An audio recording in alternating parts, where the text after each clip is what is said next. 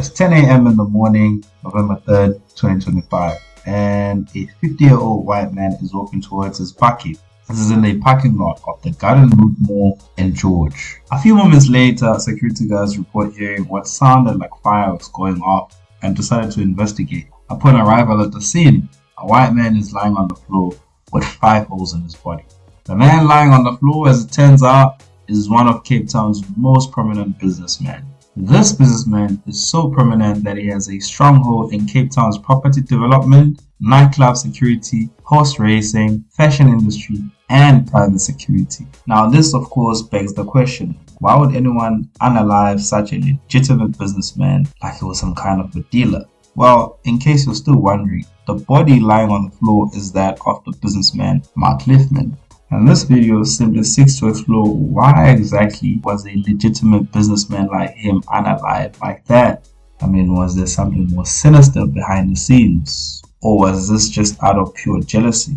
Or simply a case of just mistaken identity? Stay tuned as we seek to understand the complex life of one of Cape Town's most notorious businessmen, Lifman, and any possible reasons for his unaliving.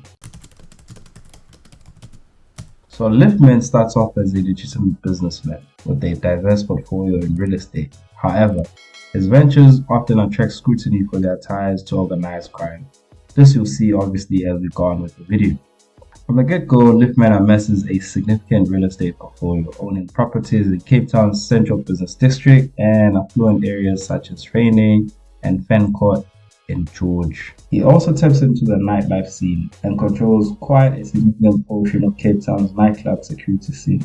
Now, besides offering security at the nightclubs, he also dabbles on horse racing, where he invests heavily in horse breeding, owning some of South Africa's top racing horses. And unfortunately, he gets banned by the Jockey Club of South Africa in 2001 for intimidating and assaulting a jockey.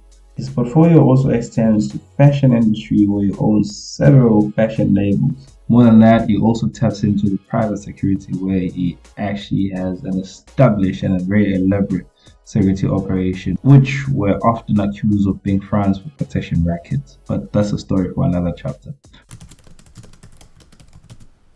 Now, if you're noticing the trend, Lifman's business empire is frequently linked to organized crime, with allegations including protection rackets, where he controlled the nightclub security scene through intimidation, allegedly filling a power vacuum after rival Cyril Baker's 2011 unaliving. Lifman is also closely associated with Jerome Boysen, aka Donkey, allegedly the leader of the Sexy Boys gang, and his brother Colin. Their partnership apparently extends to property and security operations. He allegedly partners with Jerome Boysen using the Sexy Boys to obviously intimidate their competitors at property auctions to suppress bids. He also clashes with rivals like Navis Modak over security contracts, with Modak claiming to have taken over 80% of Lifman's contracts.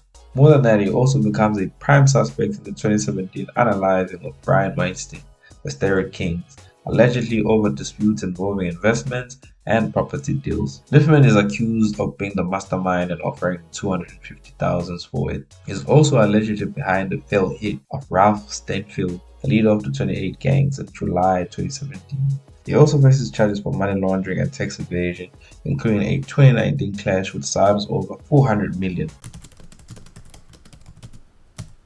As Lifman's business empire continues to intersect with the underworld, eventually he faces numerous charges over the years, but is never convicted, earning a reputation for evading justice. Firstly, he is charged with 9 counts, including homicide and conspiracy to commit homicide alongside Boysen. In fact, at the time of his death, he was due to be in court the following day, meaning the day after he got shot. Due to his gang links, he also faces allegations of gang-related offenses, including money laundering, blackmail, and obviously extortion. He's also banned from horse racing after assaulting a jockey. As established already in the video, Lifman was hit in the parking lot of the Garden Route Mall in George, Western Cape. Now apparently he was in George to play golf and without his security detail, which is quite ironic. Now the hit itself is described as being meticulous, but unfortunately, or maybe fortunately, the suspects were eventually apprehended. Now, apparently, the motive behind the hit was some underworld rivalry that was going on, as evident in Lifman's life. When you think about it, it's not really a surprise that such actually did transpire because he just kept on blurring the lines between legitimate businessmen and underworld businessmen. Apparently, there was a 10-minute rent bounty on his head.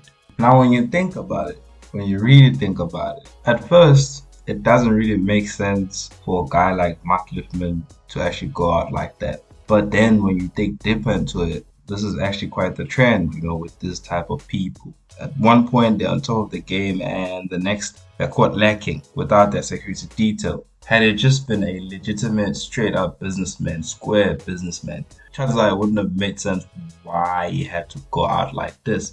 Even though there are instances where legitimate businessmen are taken out like this.